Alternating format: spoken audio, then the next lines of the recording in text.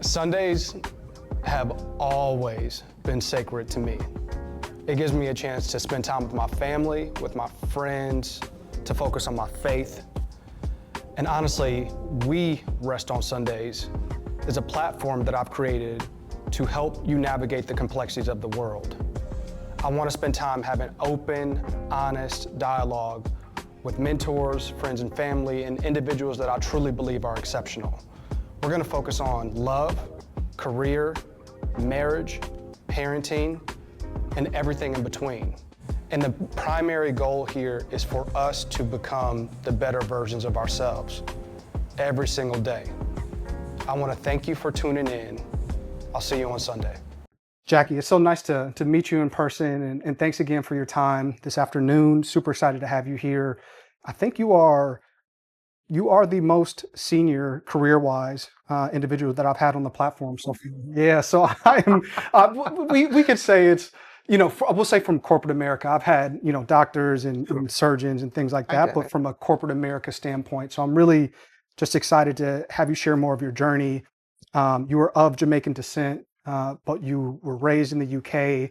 You also went to high school in Pasadena, California, and you also attended an HBCU. So you've had a plethora of cultural experiences and really just did a phenomenal job just navigating your career, navigating your life, and really just moving forward. So I'd be fascinated just to hear more about, from your perspective, who is Jackie?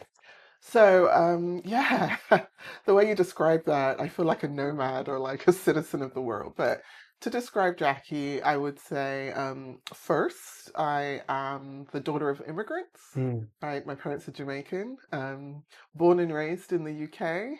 I moved to the US when I was 16, and like you said, I went to HBCU in Mississippi. So I can consider myself the daughter of immigrants. I'm very much a British Black woman. I'm also very much African American. I've lived in the US well over 30 years, in Atlanta.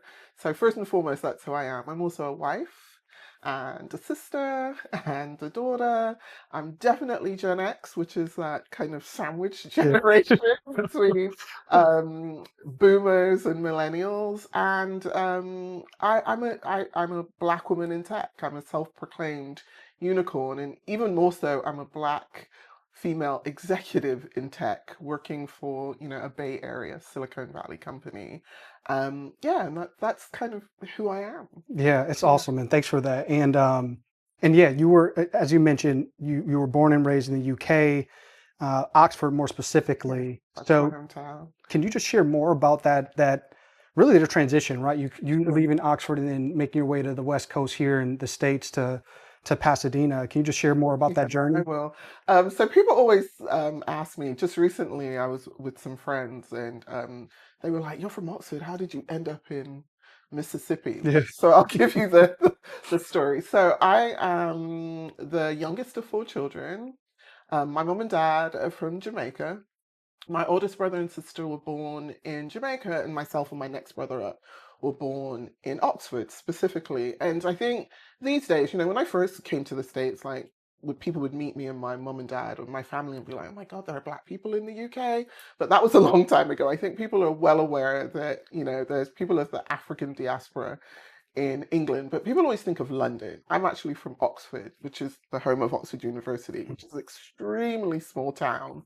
And so there were very few Black people when I was growing up. Pretty much all of the Black people who were in Oxford were kind of part of our Caribbean community or part of the African diaspora community.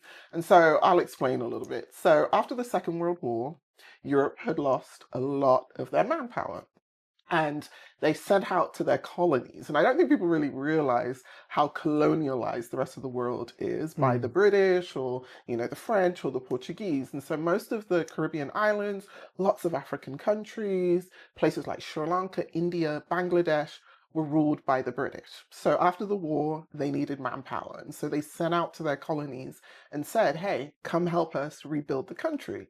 So my mom and dad kind of moved to the UK, the late 50s, kind of early 60s.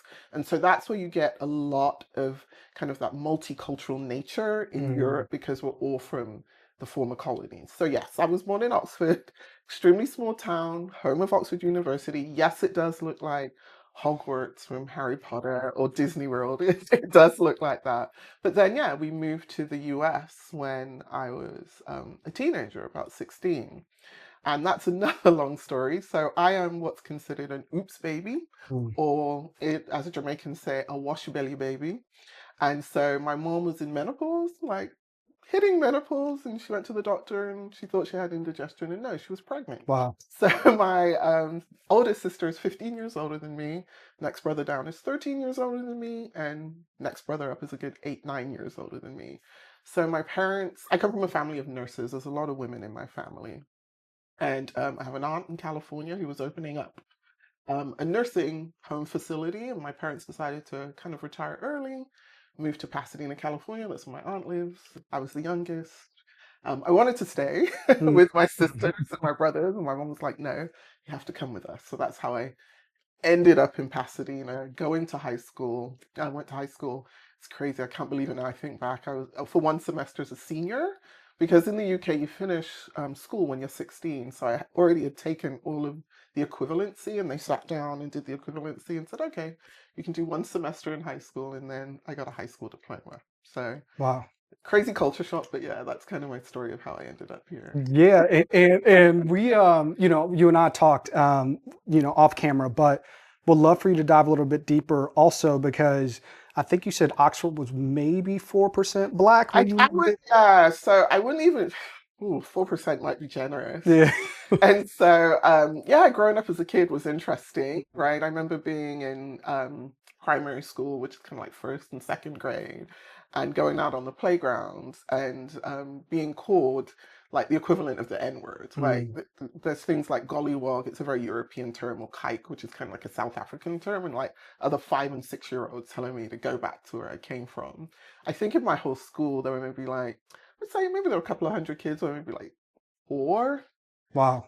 kids who were black. There were a few Indians, people of like Pakistani and Bangladeshi descent. But yeah, it made me a very angry, frustrated little kid. And so I remember I'd be, telling my mom, I don't want to go to school. Like they call me these names to tell me to go back to Africa or whatever country that came up in their mind. And I remember my mom kind of like sitting me down and saying, "Hey, you have every right to be there. Next time they tell you that, tell them you were born at the John Radcliffe Yeah. Hospital and you're a British citizen and all of those things." But yeah, growing up there was interesting because I think back now and I realize there was kind of a lot of institutionalized racism. Mm. Like my first grade class, I remember that whole year, I was a pretty smart kid, but I didn't learn to read. And I remember my mom was so frustrated, like, why are you not, why aren't you getting ahead? And then I remember I went to the second grade, and now looking back, it was just me and another little Bangladeshi girl, Wow. Bibi. And I realized now I think back, my first grade teacher was racist, Mm. that it was only me and the other little girl of color who didn't learn to read. And I remember being in my second grade class. I still remember the teacher's name. Her name was Mrs. Gardner, and we would have like special like attention because we were the only ones in class who hadn't learned to read the whole first school year. And we learned to read like that, and then I started reading off the charts. So it's really interesting that not only did you have kind of this overt racism, you also had this systemic racism Yeah. of like these people you're supposed to trust. But yeah, it was interesting growing up in Oxford. Yeah. Yeah. Yeah. I can't imagine. And then you pivoting and come to the States and seeing more black people, of course, and then also deciding to attend Russ, HBCU. Yeah. So take us through the journey and Yeah, how you so I'll landed take you through there. that journey. So I'll give you kind of like an idea of what it was like growing up in Oxford, and even in the UK. Even though there was a larger population of Black folks in London, there still weren't a huge amount. And so the difference is, growing up as a kid, I never had a Black teacher. I never saw a Black teacher on TV. I never saw a Black doctor. I never saw a Black person who was an elected official. Just you didn't see that. Yeah. And so coming to when we moved to Pasadena, it was just like, whoa, right? There's this Hmm. large population in the greater LA area. So that was kind of like overwhelming. And then to see Black people in places of power or places of respect. It was overwhelming, but it was also extremely inspiring.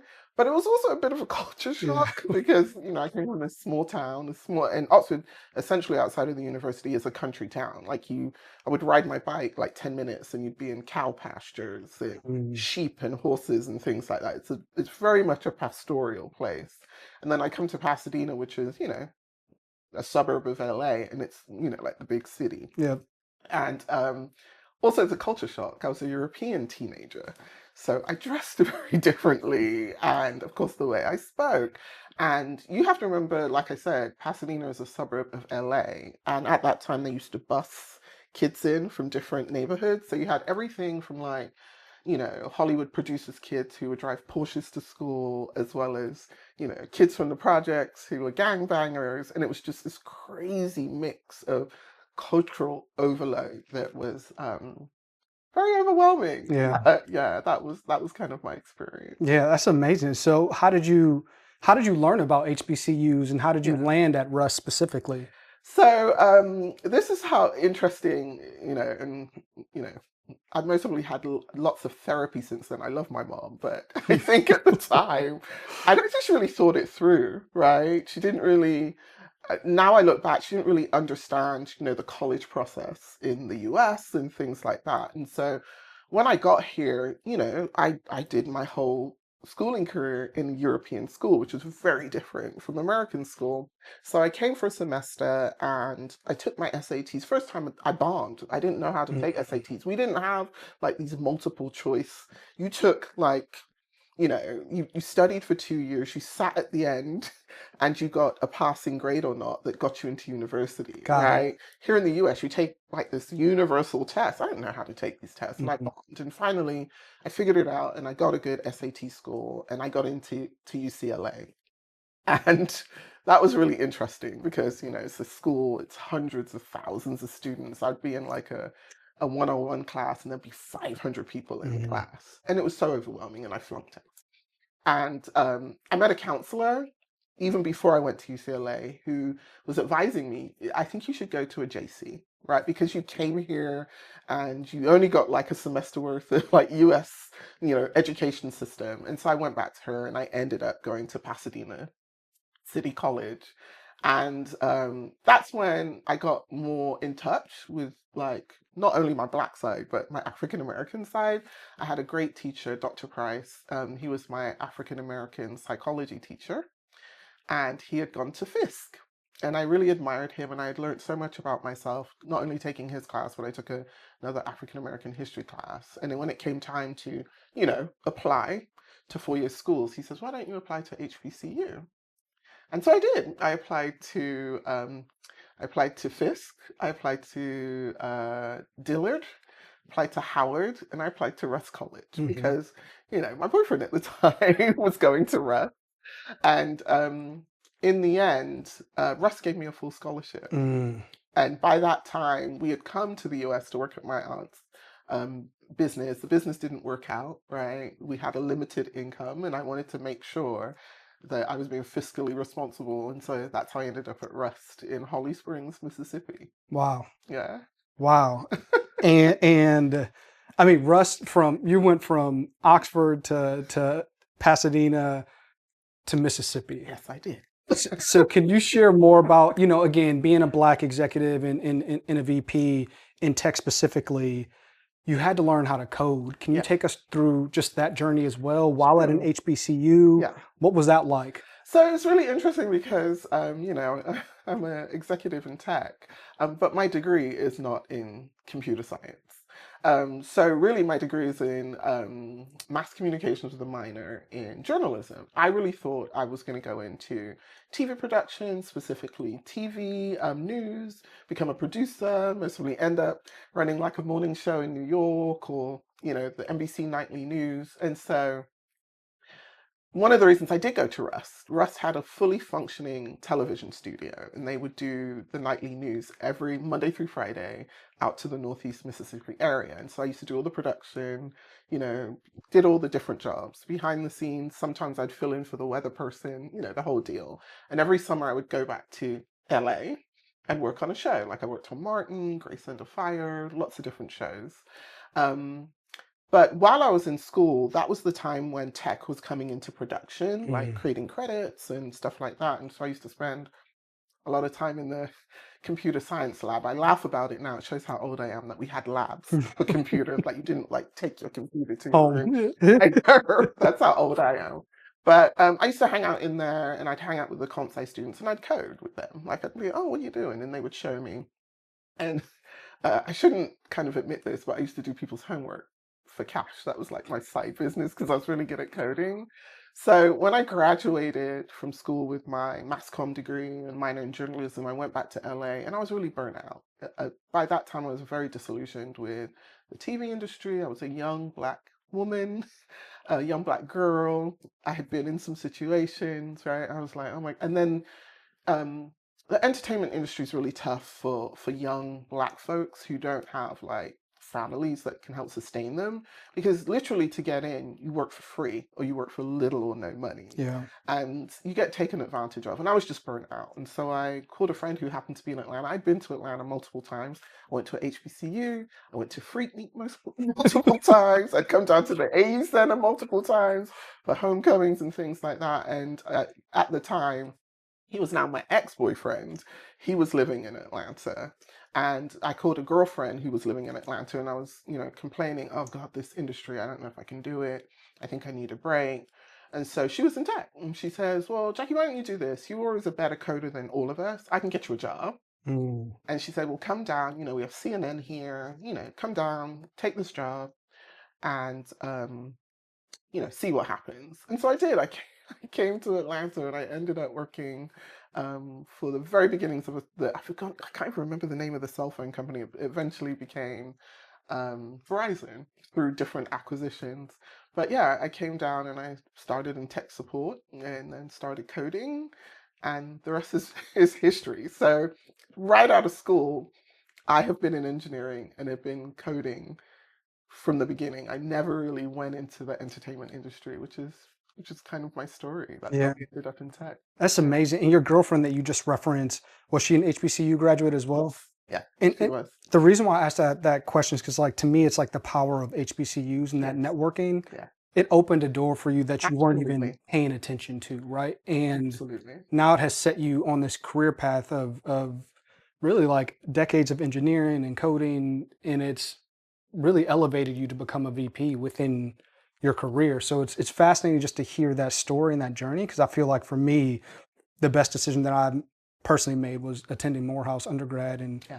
meeting those individuals. And so many doors have been opened for me within my career and my life, just in general, by attending an HBCU. So it's fascinating to hear that side of your story as well. Yeah, because people, you can imagine, right? When people find out, I'm originally from the UK, they're like, how did you end up at Rust? Mhm. And even amongst, how we are, right? HBCU folks, they're like, Rust College? Like, really? Mississippi? And I say, well, it was the best college experience for me because I came from a very small town, right? Rust is, Holly Springs is a small town. Rust had, at that time, maybe 2,700 students, right? It just gave me that community that I needed. It gave me that personal touch, right? If I didn't show up for like my humanities class, my humanities instructor would come to Mhm. my dorm room and call me up and say, Miss Chambers, where were you today? Do you get what I'm saying? It was Mhm. that sense of family. And what was even more interesting when I went to Rust is that the majority of those kids were from large cities, right? New York, there was a whole group of us who were from LA, right? Large group from Chicago, of course, because of the whole Mississippi to Chicago, pipeline. But we were all city kids. It was all former like HBCU parents or parents who wanted their kids to experience, being at an HBCU. So it was the best college experience for me. And sometimes I think about it, like people were like, well, what about Howard or, the other larger schools? And I said, to be honest, for me, Yep. it most probably wasn't. It's the best choice that I went to a smaller HBCU, and that's what's the magic of those smaller ones too, because let's be honest, right? It's sometimes not as competitive Yeah. as Yep. our HBCU Ivy Leagues, Yeah. but you get that nurturing. Yeah. You know what I mean? So Yes. it was the best thing for me, and here I am, right? Yeah. I work for a big tech company. You can go to you can go to Harvard, Hmm. you can go to, Howard, or you can go to Rust. I Yep. think that's what I love the most, is that it gave me that foundation and that grit. So I am where I am today. Yeah, love Yeah. love that, and it's a very valid point what you just called out. It's like any of them, you can land the plane and you'll be all right. Yeah. But Black woman in engineering for decades, right? Take us through the early journey of navigating that space of being really what I would assume is being the only in majority of those rooms, Yeah. you know, back then and probably even still now, I'm sure. Can you just share more of what that looks like? So it's really interesting. I would say when I started out, 95% of the time, I'd be in a room or I'd be on a team where I was one of the only women and definitely only Black person in the room. In Atlanta, you had a lot more diversity, but still it was very rare. And then um, as I rose through the ranks, right, I became manager and then director. It was 99.999% of the time walking into the room and me being the only woman and the only Black person in the room. And so it's funny, this week I was talking to a new mentee I have in North Carolina. She graduated from West Georgia, a Black girl, right? She herself in a unicorn in engineering in 2025. And talking to her, she had a lot of the same experiences I had 30 years ago, which is a shame, but it has gotten better. But one thing I will say is that as I rose through the ranks and got to like management, I was hitting a glass ceiling, and I will attribute it to this, right? When you are I'm a self-identified unicorn, right? And when you're the only one, you tend to go into rooms and you don't see yourself. And when you're young and inexperienced, you try to make everybody else in the room feel comfortable. And so I often tell this story that, yes, I'm a self-proclaimed unicorn. When a unicorn walks in the room, they have blue hair, they fart like rainbow glitter, and everybody wants to know, oh my God, you're a unicorn and you have blue hair. And how did you get in this room? And everybody wants to listen to you and everybody wants to know why you're there. But then there's the other side to that. Everybody wants to know why you have blue hair. Yeah. Everybody's questioning why you're there. Mhm. You know what I mean? And so it's this double-edged sword. And a lot of times you start to shrink because you don't want to be the person who stands out in the room. And so I spent many years being frustrated because I wasn't moving ahead. And I remember I'd been through this like leadership management training class, and I had it was a white woman who was on my team, and we became fast friends at work. And, we'd hang out at lunch, and Friday nights we'd go to a happy hour, and we generally kind of commiserate with each other how hard it was as women, right, to break into leadership. It always seemed to be the white men who got promoted, or even the Southeast Asian men, right, the Indian men, right? Yeah. And then one Friday, we're doing our, complaining, our data dumping of the week. And she said, Jackie, can I say something to you? And I'm like, sure.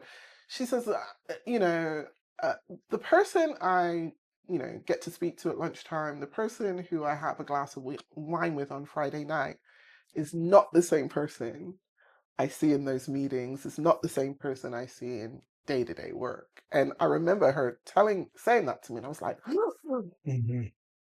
and because I'm thinking, I think my immediate thought was like, oh yeah, you won't understand. Yes, you're a woman, but Yep. you're not Black. Yep. But at the same time, I sat with it for a while, and I was like, oh my gosh, she's right. And she said to me, I think you're playing it safe. And I sat with that, and I was like, you know what? I am, because, showing up trying to make other people feel comfortable was just killing me. Mhm. It was like 1,000 tiny paper cuts every day that I'm dealing with that made me feel, alone, unseen, and insignificant. And I remember after like sitting with that, I was like, you know what? I'm going to show up as authentically me. I Yeah. don't care. I'm going to navigate these spaces as authentically as I can within reason. The rules are different for us. And as soon as I did that, my career changed. And it was such an immediate shift. And it was two things. It was immediately I could tell who didn't like me in the room. So I knew how to navigate those people. But at the same time, I was carrying this weight of what I thought people would think. There are a lot of people in the room who were like, oh, you're showing up as you, right? This is your authentic self. That means I can trust you more. That means I want to hear what you have to say. And so then my career really took off. And so that was like the best thing I ever did, kind of leaning into my authenticity. So, yeah. I love that story more than you know, because I think there are so many Black people that are in my age demographic right now, right? I'm 36 and I have a lot of friends and peers, fraternity brothers, and just women that are around me that we're all in that awkward space, right? Where it wasn't until last year where I said to myself, I'm like, I'm going to show up as 100% Ben, right? Like, I'm not going to put this mask on. I'm not going to assimilate to make you feel more comfortable. Like, I deserve to be here. I'm educated. I've worked at all of the companies. I've sacrificed and traveled, and it's impacted my early dating relationship with my wife now. Like, so I've made a lot of the sacrifices already up front. I feel like I truly deserve to bring my whole self to work. And that literally didn't click for me until last year. Yeah. Legitimately last fall. And I was like, oh, and since then, boy, has my career felt exceptional, right? Like, it feels like a layup. It feels like I finally know what I'm doing, right? Where there are days where I'm like, I don't know if I'm coming or going. Like, what do I own this? Do I not own this? And now just deciding to own the work, it just has, it's made my career so much better and more rewarding. So I love you sharing that part of your journey. And I was mostly around your age and at that part in my career, because, you know, when you're first coming up, you know, you're very junior, right? You're trying to get the experience. You know, you want to be seen as someone who can contribute, but you know, you don't have the years behind you. But usually when you get to kind of that mid-career point, you've got some foundation, right? You've proven yourself. You've got some skin in the game, because I think when you're at that early part in your career, your hard work is rewarded more than when you get to mid-career, where it's not that you shouldn't work hard, but there are other factors. Yeah. It's how you navigate the politics, it's how you network, it's the optics of how you show up. And that is very much tied to identity. And, you know, as a Black person, right, and a Black woman, right, I've got that intersection, it can be scary, right, to try and navigate those things, but not lose yourself. So yeah, I relate to that. That's when the switch went on for me, that I couldn't continue in tech, because I very nearly left, because it was taking a big mental toll on me. But yeah, that's when I learned that in order to continue in this industry, I had to be me. So yeah, I resonate with that. Yeah, this is a little of me going, you know, off track, but I wanted to share this with you as well, because when we had our call earlier last week, I was like, hey, like, because I was wrestling with in my head, I'm like, what do you want me to, like, what are you going to wear? What do you want me to wear? Because I almost came in a suit, like legitimately, I almost came in a suit. And then I was like, and you challenged me. I mean, you were just like, no, like, come as yourself and be comfortable. And, you know, like, this is your thing. And I was like, oh, I needed to hear that, because that was the reminder that I needed to have for everything that I do, right? Like, this isn't me going to corporate work. Like, this is me having a conversation with Jackie, and I need to be comfortable. And so it's like, you know what, let me wear a Morehouse shirt and have HBCU pride. And exactly. It's funny. I was on the cover of Impact magazine, and they had done an evening with me at the Apex museum. And I remember I had a similar conversation with the person who was interviewing me, and she even was thinking, oh my God, this is the executive at this, you know, Fortune 50 company. And even in the interview, she asked me a question, what's the thing that people would be surprised about you? And I said, the one thing is that, you know, people put this kind of boss lady, you know, title on you, that you show up all stuffy. I said, first and foremost, I'm a Black woman who lives in Atlanta. And it's funny, I was talking to, you know, my other like colleagues, other Black women executives, and I had to tell that audience, like, we're just like you. We're watching the latest Instagram and TikTok, you know, trends. We're trying to, you know, where them fans at, boots on the ground. We're just regular women. We're women before our jobs, and we're not these stuffy, like buttoned up people. We're women first, and specifically Black women first. So yeah, you should just come as your authentic self. Yeah. I'm a big believer of that. It's a good reminder. I love this quote that you share with me, right? And the quote is, you cannot become what you don't see. Mhm. So can you just expound on that and really just like share with the audience of what does that mean for you? Yeah, that's a big one for me, especially, you heard my story about growing up in Oxford and not seeing any representation of anyone who looked like me in any place of authority or power. And especially in tech, I truly believe you can't become what you don't see.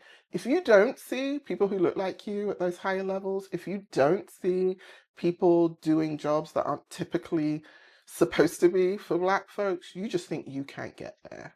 And so that's what I love most about my journey and having this role is that I'll go to conferences or speaking engagements, and it's when I see those young Black women in tech, they're like, oh my God, you all exist. Like it'll be me and another colleague or something. Because if you don't see it, you just think it's not for you. And you don't even consciously think that. Right, if you're always in spaces where your directors and your senior directors and your VPs and your SVP, whatever, you're just like, well, that's not for me. You're not even consciously thinking it, because if you don't see anyone who looks like you who can get there, you think I can't get there. Yep. So I think that's extremely important, and that's what people always ask me, what do you enjoy the most about being a tech executive? That part, Yeah. that I can show up and be that thing that people can see, oh my gosh, I can do it too. So Yeah. yeah. It's really good. So again, VP at Salesforce, you're leading technically, what's the size of your organization? So I'm not supposed to technically Okay. say what the size of my Okay, organization all is, right. but I'll give you A ballpark. a ballpark. So we're an organization that has, I think, oh my gosh, we have like 75,000 employees right now. Wow. We're really big. I would say I work in an organization called Technology and Product, which is all of the R&D, all of the hardcore software engineering that develops our products.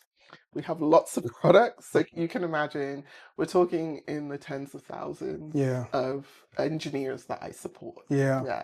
Yeah. So how do you balance, right? Tens of thousands of people potentially within your org and a VP engineering for Salesforce, right? Like, how do you maintain balance between work, personal life, and Sure. all the things that you need to maintain? So this idea of work-life balance and having the perfect balance is not realistic.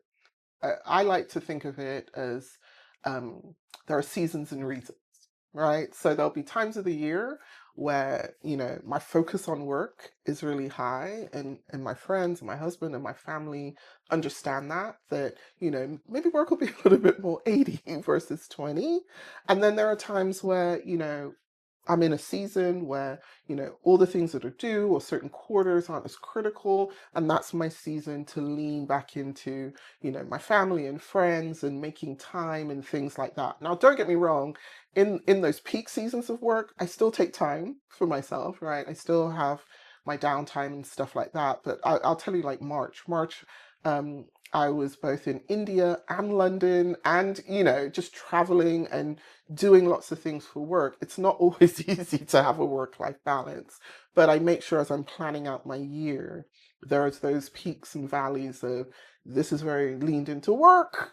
This is my time where like all my travel in May will be personal travel, right? Mhm. So I like to tell people that because I think, especially women, right? We've been fed, you can have it all.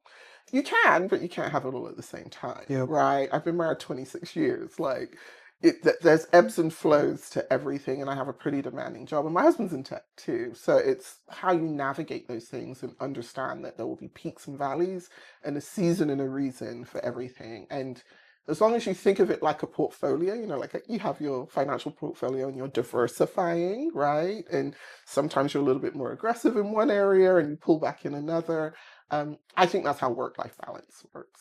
Yeah. I love the way that you break it down like that, right? Because I think my wife and I, we have what I would deem as like very clear and consistent communication. Yeah. Because she also has seasons where it's just like go, go, go, go, go. I have to over index on work and career and all of these things that I'm navigating, which means during that season, I may need to step in and like own more of the things that the kid going on with the kids, right? Or more of the things that are happening with just like the house or whatever it may be, or figuring out our travel as a family. And I believe that we do a good job of just like having clear, consistent communication on like, hey, about to step into this season, which means I'm going to over index 80% on the job and then probably going to be a little bit more 20% over here. And what I've found is the more that I'm able to not only communicate that with my wife, but even like my friend, like my closest friends as well, then they give me grace and they understand and they're like, hey, we got it, versus like me just disappearing for a quarter, you know? So I love that story and you know, how you share it as well. It's really good insight, I think, for people to hear somebody at your level, you know, really communicate. Awesome. So I do want to hit on the topic with you, you know, in corporate America, because it correlates more to, again, showing up as your authentic self. And really the topic is code switching, right? Yes. In corporate America. And me and my peers, we talk about it a lot, but very fascinated to hear your thoughts and your perspectives on it. And then also potentially tying it back into like the authentic piece of making sure you come up. So this is an interesting conversation because, you know, we're in a time now where it's all about being authentic and showing up as your authentic self. But you work in corporate America. There's every corporate company has a culture and a set of rules that don't always apply to people who look like us. And so when people say to me, oh, Jackie, you know, you show up in authenticity and you have no fear, which is true. But at the same time, I know there are rules. So, you know, the way my white male counterpart can get angry and have emotions and do all those things in a meeting, I can't do the same thing because then I'm an angry Black woman. Yep. So there's a sense of showing up in authenticity, but knowing the rules of the game and figuring out what, you know, what level of authenticity, because, you know, we can't be all the way authentic, right? In certain situations when you're in a corporate environment that have rules, but figuring out what your level, you know, what your absolutes are, what are the things you cannot be unauthentic about, and showing up within those parameters. Because I try to be realistic, right? I'm at a point where I'm a VP and an executive. I mostly have a little bit more autonomy than your, you know, second year engineer. Correct. You get what I mean?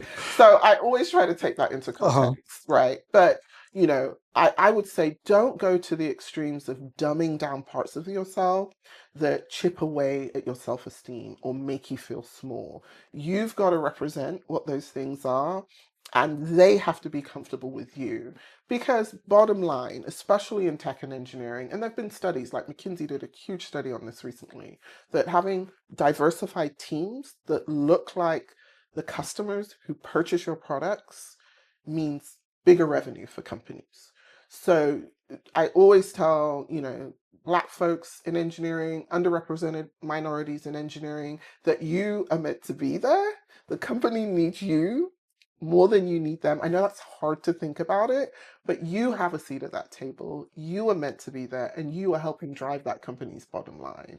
So it's that balance of navigating, but yeah, never dumb down any part of yourself that's going to affect you mentally or make you feel small or unseen. Yeah, So, yeah. I love that, love that, love that, love that, and it's a good reminder that I think we need to hear more of consistently. If I'm being honest with you, especially because I've been guilty and still guilty from time to time, not as much anymore, but you know, you go through these strides of navigating your career. And when I was in management consulting, I won't name the company, but when I was in management consulting, I was the only Black guy stuck on this same team of white male counterparts. And every single time, you know, like whatever, if there were weekend needs that came up for the client, you better believe that I was the person stuck at the client site for the weekend. And the excuse became, well, you don't have any kids, you're not married yet, right? And I'm like, well, hold on, like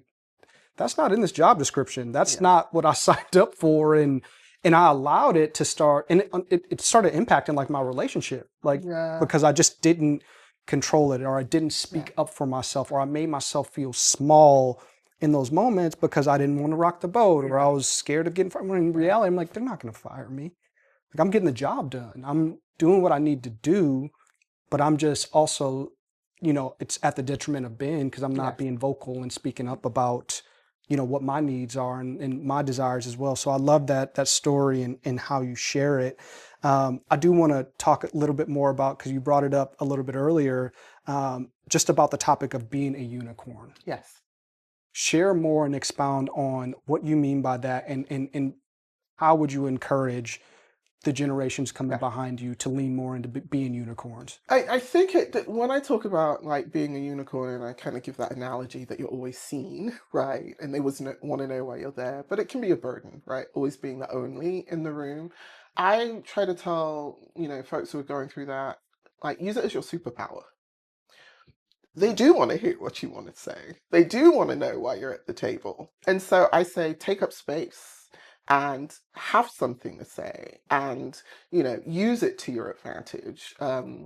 Because, I think we need to turn that narrative around, because until we start showing up, leaning in, we're not letting them know what they need to expect from us. You talk about, you were always the one on the team who was always working at weekends and things like that. I think just as a culture, we're taught, work really hard, go to college, go get a good job, work really hard, and you'll be rewarded. Yep. So we are always the ones who show up and work the latest, work the hardest, clean up all the hardest things. So they lean on us for that. And then we weren't taught how to navigate corporate America, because I was, again, I mentioned the mentee. I was talking to her this week, and she was lamenting that as the engineer on the team, she always gets the cleanup work. Right? She's always the one working the hardest, doing all those things. And she says she feels like if she pushes back or she leans into her authentic self, like they're just going to see her, and it scared her. And I told her, you've got to understand how corporate America navigates. They don't trust anyone who just shows up to work and just works hard. Yep. They'll just keep giving you the work. Yep. What they respect is someone who shows up to work and it's fine working hard, but you're always saying, what's in it for me? And this is where I want to be. So, if you want to be a director, or you want to get to that next level, and they ask you to do something at the weekend, you say, I'm more than happy to do that, but this is what I expect in return. If I do that, I'd like to have a meeting with this person. And if they're not willing to do that, you create boundaries. Yep. Right? And so I think there's a missing piece there. And so it can be tough because they understand our unicornness, because we all show up like that. We're all sincere. We all work hard. But I say use it, because we can be relied on. We are the ones who get the job done. We are the ones who have the knowledge. Lean into that and use it as leverage for the things that you want. Yeah. And that took me a long time to learn that. I had a colleague who, it was another Black woman. She was at a higher level than me. And again, being young, oh, why can't I get ahead? Why can't I do this? And she says, have you actually asked them? Have you actually told them what you want? She said, what is it you want? And I said, what do you mean? She said, Jackie, let me tell you something. The white men who work for me, who are my subordinates, when I tell them to do something and I am their boss, they say, what's in it for me? And I was like, what? She said, figure out what it is you want and ask for it. Yep. And so she says, you will get notice. She says, because you're a Black woman who works hard, they don't want to lose that. And so she says, use it to your advantage. Yep. Yeah. It's really good advice. Really, really good advice, and something I think that, most people that are navigating corporate America need to adhere to, in my humble opinion. I need to continue to remind myself of that as well. I do want to talk a little bit about your husband. You guys have been together now for greater than 26 years. You met in a nightclub. Hopefully you don't mind me sharing that That's side fine. of your story as well. It's what it is. Yeah, but 26 years is a long time, right? So in your humble opinion, like, what is the key to having a strong foundational marriage? It's really, you mentioned this earlier. It's really communication, but it's also, showing up every day, putting in the work. And I know a lot of times when people hear, married people when people hear married people say, oh my gosh, it's so much work, it's so much work. It's not that it's this laborious overhead. It's always putting not just your spouse first, but the marriage first, right? We're individuals, right? We can very much fall into the I part of everything. But I've realized if I always go to what the I needs, I'm not always serving the we. Yep. And so it's constantly addressing that. It's having the difficult conversations, but also growing with your partner. Because, my husband, Lennox, is not the same person I met 26 years ago. He's not even the same person I met, the same person who he was 3 years ago. Neither am I. And so it's understanding how to learn and change and grow and navigate together. And you put in the work. And so, in fact, this weekend I was somewhere else and was talking to a friend of mine who's also been married for a while. Lennox and I were there, and she took me aside. She said, "Oh my gosh, you all are looking great. You all, doing so great. What are you doing?" I said, "It's called therapy." Yeah. Every now and again, just like you get a tune-up for your car, just like you know what I mean? I said, yeah, we go talk to someone, because you can't always do it on your own, right? So, yeah, I would say that's the secret. Yeah, it's good. It's really good, and it's refreshing to hear that as well. Because I think my wife and I, we've been married. This will be our 9th year of marriage, but we've been together for 18 years at this point. And thank you. And yeah, like we both have grown and changed and shifted and navigated like big careers, right? Like we both have these big audacious goals. But I think what really, really helps us is like we communicate what those goals are constantly, right? And we keep the foundation of our marriage first, our faith first, and our foundation of our marriage really second. And for us, like typically our kids are like third in reality, because if our nucleus isn't together, if we aren't firing all cylinders, if we aren't communicating effectively, nothing else in that household works. Right. Like legitimately nothing else. Yeah. I'm going to work frustrated. She's probably going to work frustrated.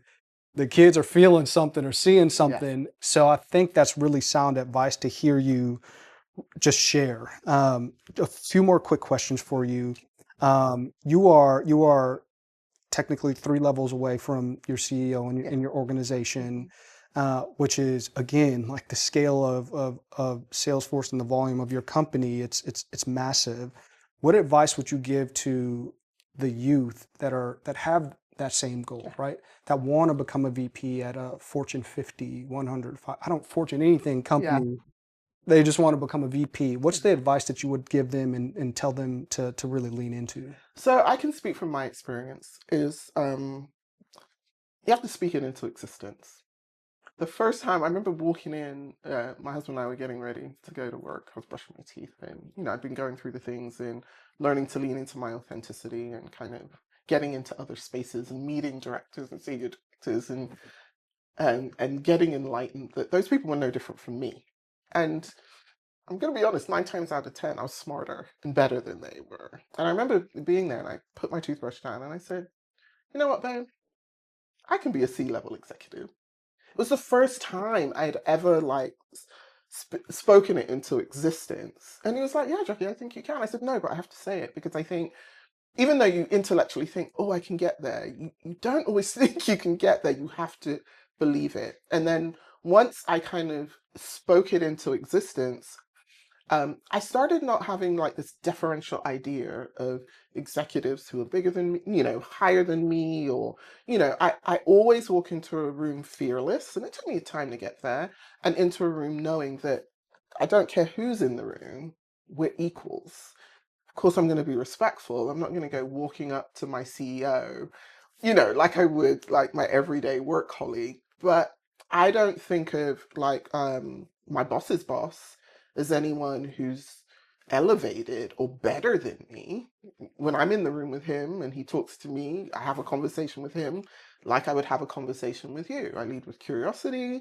I lead with trying to understand. I lead with my expertise.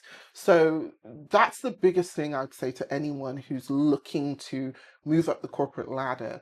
Those people are just like you. Those people are human just like you. And those people, which is now me, are looking for people to provide, a different point of view, I learned from everyone, from the entry level person on my team all the way up to the highest levels.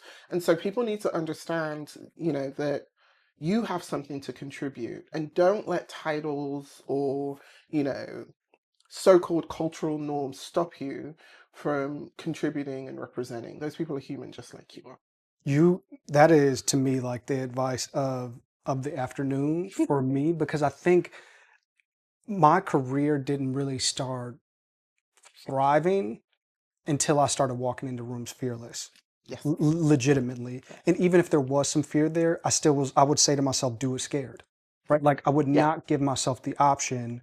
So for me, once that light switch turned on and I was like, oh, they put their socks on just like I put my socks on in the morning. Yes. They are navigating kids, or they're navigating a marriage, or they're navigating whatever it may be, adversity, dealing with Yes. aging parents, whatever it may be, right? Like, as am I.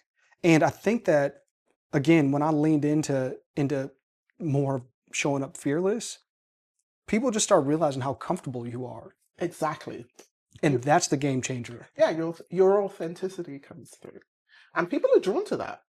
Whether, I always say, I don't need everyone to like me. I do need people to respect me Mhm. and to understand that I'm coming into the room with everyone's best interest at heart, even if you don't like me. I always say, because people would always say, Jackie, how do you network with these people? Like, that person is absolutely atrocious. But you seem to, I say because I always look for a redeeming quality.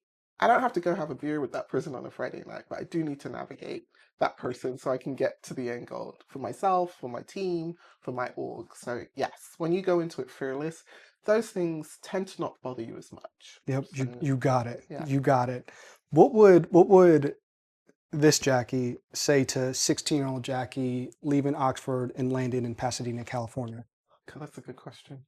I would tell her it's gonna be okay. To listen to your gut more, right? Not it's good to get counsel, right? And to seek advice, but get counsel from a place of understanding, not from a place to determine your absolute decision. So I would say, to listen to that inner voice, because, it's 100% right. I think every individual knows what they're supposed to do. A lot of times we get too much counsel, even from our loved ones, right? Mm-hmm. To trust your own intuition more, Yeah. and to, usually your first thought is the right thought. Mm. So don't dismiss that. Yeah, love it. Love it. My last question for you, can you share more about the importance of resilience in your life? Oh my gosh, that's what's gotten me through.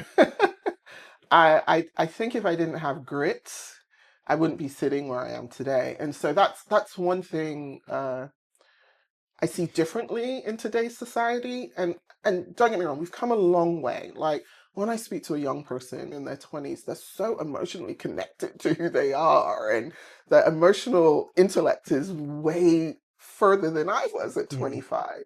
But also there's a flip side to that. It's great that we can name things like ADHD and neurodiversity and trauma and, anxiety and all of those things. I really appreciate that we're a world that's more aware. But the thing that I think tends to happen a lot is that people then go out thinking that they've got to create a whole world that caters to their anxiety or their ADHD or, their trauma. To me, it's great that you've identified those things, but you now have identified them so that you can go out and navigate in a world where sometimes you're going to have a bad boss.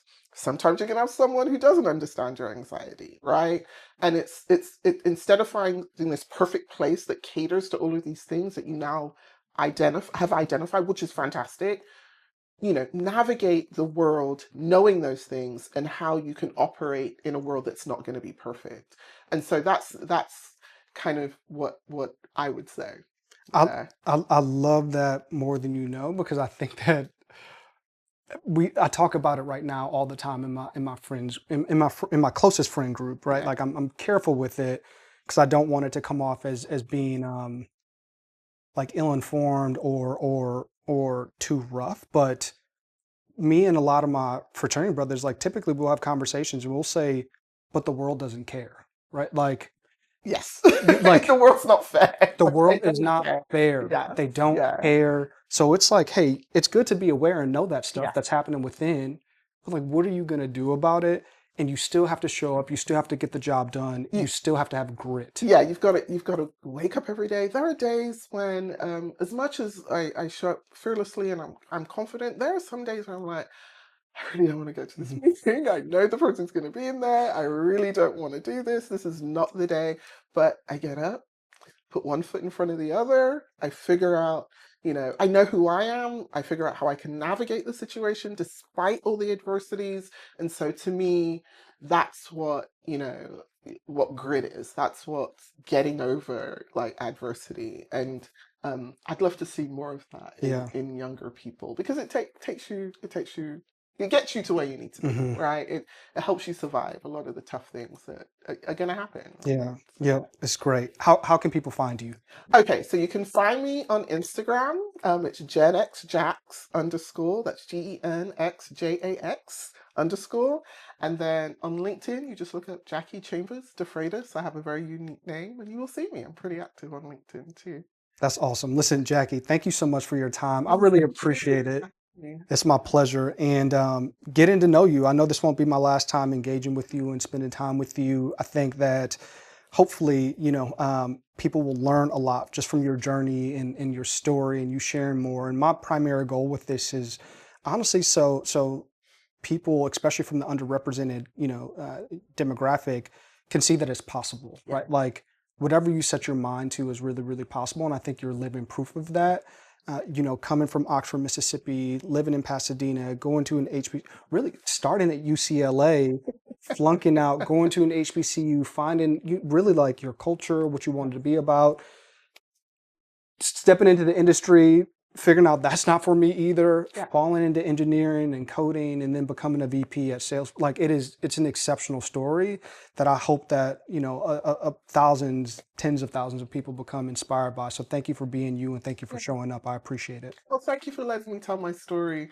I'm finding more and more over the past year. I have a story to tell and people want to hear it. So I'm really glad it resonates with people. It's Yeah. a pleasure. Thank you.